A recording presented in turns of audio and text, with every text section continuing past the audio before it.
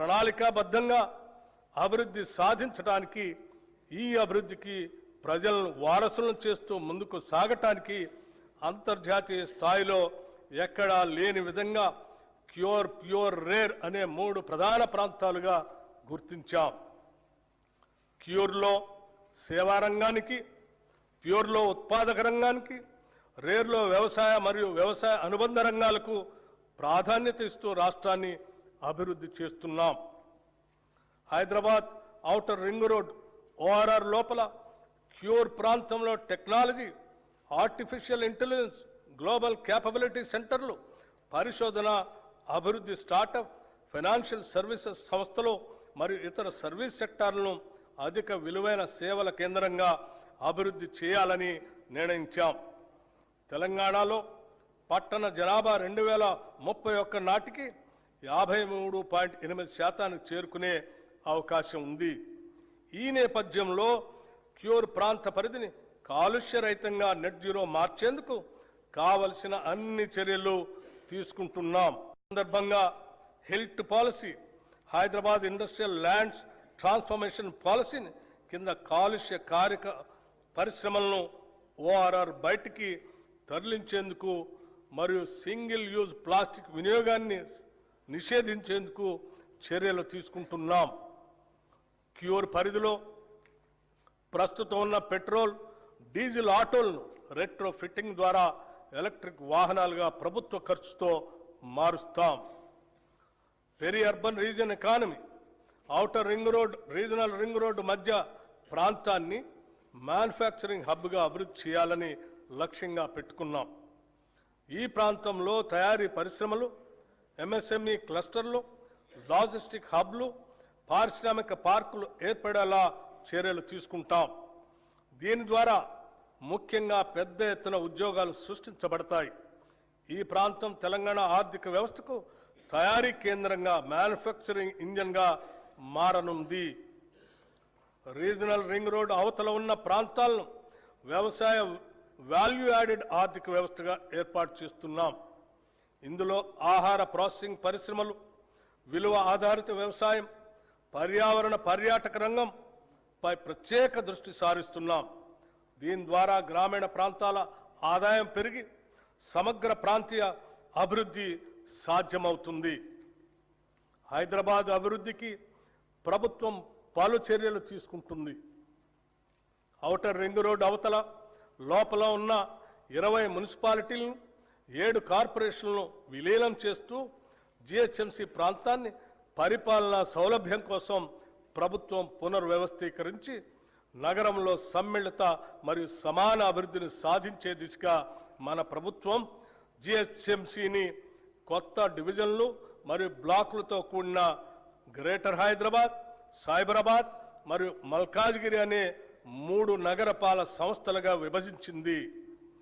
అనేక పాలనాపరమైన సంస్కరణలతో పాటు ప్రణాళికాబద్ధమైన అభివృద్ధి కోసం సమర్థులైన అధికారుల్ని నియమించడం జరిగింది. ఈ పునర్వ్యవస్థీకరణ ద్వారా పరిపాలనా వికేంద్రీకరణ, స్థానిక స్థాయిలో జవాబుదారీతనం పెంపు, మౌలిక సదుపాయాల అభివృద్ధి మరియు పౌరులకు వేగవంతమైన సేవలు అందుబాటులోకి రానున్నాయి.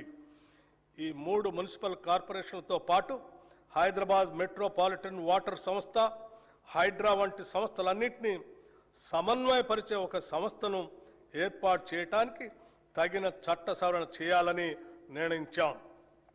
ప్రపంచవ్యాప్తంగా అతివేగంగా అభివృద్ధి చెందుతున్న గ్లోబల్ సిటీల జాబితాలో ఇప్పటిదాకా మన దేశంలో ఢిల్లీ, ముంబై వంటి పట్టణాలు మాత్రమే టాప్ 10 లిస్టులో ఉన్నాయి. ఇప్పుడు హైదరాబాద్ కూడా ఆ జాబితాలో చేరబోతున్నది. పోలీస్ కమిషనరేట్ పునర్వ్యవస్థీకరణ గురించి హైదరాబాద్ మహానగర ప్రాంతంలోని పోలీస్ వ్యవస్థ సామర్థ్యాన్ని బలోపేతం చేయటం కోసం ఈ ప్రాంత పోలీస్ వ్యవస్థ పరిధిని హైదరాబాద్, సైబరాబాద్, మల్కాజ్గిరి, ఫ్యూచర్ సిటీ అనే 4 కమిషనరేట్లుగా పునర్వ్యవస్థీకరించాము. హైదరాబాద్ గొప్ప చారిత్రక నగరంగా ప్రపంచవ్యాప్త గుర్తింపు కలిగి ఉంది. ఆనాటి కుతుబ్ షాహీల నుండి నిజాం పాలకుల వరకు ఆధునిక కాలంలో హైటెక్ City Outer ring Road, Shamshabad విమానాశ్రయం వంటి అద్భుతాలతో ఈ నగరం నిరంతరం అభివృద్ధి చెందుతూనే ఉంది. నేడు గౌరవ ముఖ్యమంత్రి శ్రీ రేవంత్ రెడ్డి గారి దార్శనిక నాయకత్వంలో తెలంగాణ మరో చారిత్రాత్మక అడుగు వేస్తుంది. అదే 30,000 ఎకరాల్లో ఏర్పాటు చేసిన భారత్ ఫ్యూచర్ సిటీ.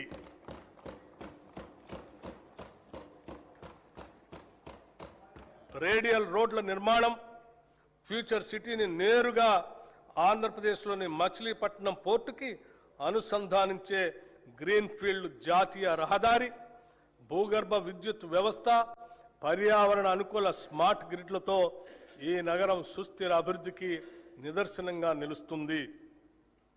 అంతర్జాతీయ ప్రమాణాలకు అనుగుణంగా నైపుణ్యం కలిగిన శ్రామిక శక్తిని తయారు చేయడం కోసం ఇక్కడ స్కిల్ యూనివర్సిటీని ఏర్పాటు చేశాం.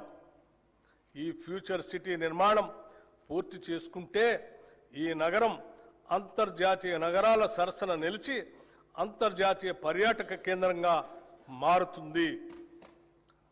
తెలంగాణ ఉద్యమ ఆకాంక్షలలో అత్యంత కీలకమైన ఉద్యోగ నియామకాల భర్తీకి ప్రజాప్రభుత్వం అత్యంత ప్రాధాన్యతనిచ్చింది.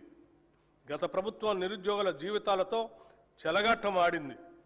టీజీపీఎస్సీ ద్వారా నిర్వహించే అత్యున్నతమైన గ్రూప్ 1, గ్రూప్ 2 పరీక్షలను సమర్థవంతంగా నిర్వహించలేక పరీక్షా పత్రాలు లీక్ కావడంతో రాజ్యాంగబద్ధ సంస్థ అయిన టీజీపీఎస్సీ నవ్వుల పాలైంది. గత ప్రభుత్వ నిర్లక్ష్యానికి ఎందరో నిరుద్యోగులు ప్రాణాలు కోల్పోయారు. ఈ ప్రభుత్వం అధికారంలోకి రాగానే యూపీఎస్సీ స్థాయిలో టీజీపీఎస్సీని పునర్వ్యవస్థీకరించి నిరుద్యోగుల ఆకాంక్షలను గుర్తించి ఇప్పటి వరకు 67,763 మంది నిరుద్యోగులకు నియామక పత్రాల్ని అందించడం జరిగింది.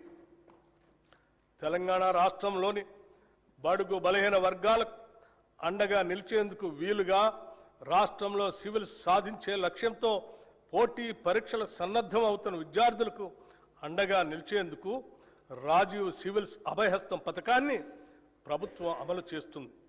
ఈ పథకం ద్వారా ఈ సంవత్సరం ప్రభుత్వ రంగ సంస్థ అయిన సింగరేణి సంస్థ సిఎస్ఆర్ నిధుల ద్వారా సివిల్స్ మెయిన్ పరీక్షలకు హాజరైన 202 మంది అభ్యర్థులకు ₹1,00,000 చొప్పున ఆర్థిక సహాయం అందించింది.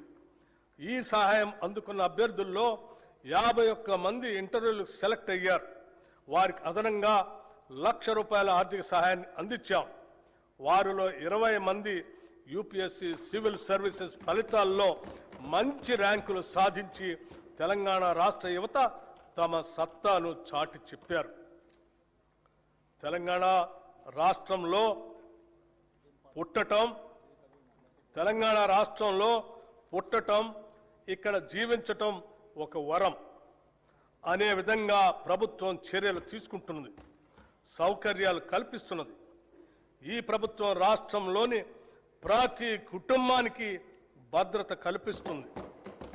ఒక కుటుంబంలో ఆదాయం తెచ్చే వ్యక్తి దురదృష్టవశాత్తు అకస్మాత్తుగా దూరమైతే ఆ కుటుంబం పడే మానసిక వేదన ఒకటైతే వాళ్ళు ఎదుర్కొనే ఆర్థిక విపత్తు మరొకటి. ఒక్క సంఘటనతో ఆ కుటుంబం రోడ్డున పడుతుంది. ఆ భయం, ఆ అభద్రతా భావం ఏ ఒక్క తెలంగాణ బిడ్డకు ఉండకూడదన్నదే మా ప్రభుత్వ సంకల్పం. ప్రపంచంలోని ఏ అభివృద్ధి చెందిన దేశానికి సాధ్యం కాని రీతిలో కని విని ఎరుగని ఒక మహత్తర జీవిత బీమా పథకానికి ఈ బడ్జెట్లో శ్రీకారం చుడుతున్నాం.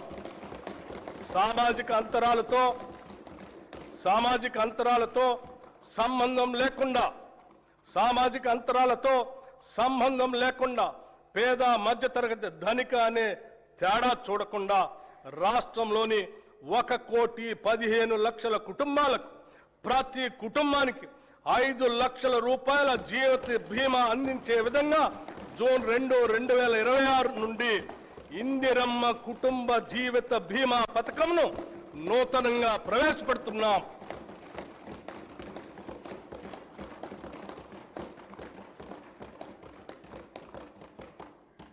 ప్రజల సమస్యలను త్వరితగతిన పరిష్కరించేందుకు పరిపాలనలో పారదర్శకత, బాధ్యతను పెంపొందించేందుకు ఏర్పాటు చేసిన ప్రజావాణి కార్యక్రమం విజయవంతంగా కొనసాగుతుంది.